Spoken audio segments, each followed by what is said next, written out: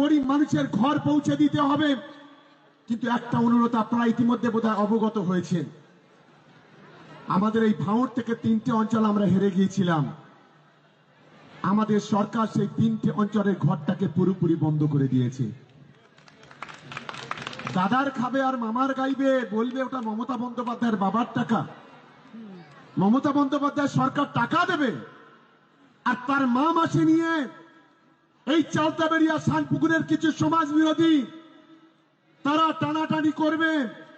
আমরা বলছি টাকা আমরা বন্ধ করে দিয়েছি, যদি হিম্মত থাকে বাপের বেটা হও, সেই টাকা নিয়ে নাও, দেখি কত বাপের বেটা আছো তোমরা। আগামী দিনেও আমি পরিষ্কার বলি,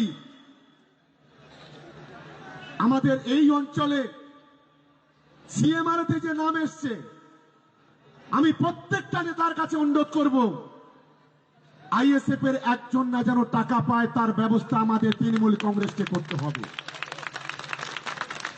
পরবর্তীকালে কৃষক বন্ধু, লক্ষ্মীর ভান্ডার টাকা পাচ্ছেন, দেখা যাবে সেটা। ফলো করুন টাইমস নাও খবর।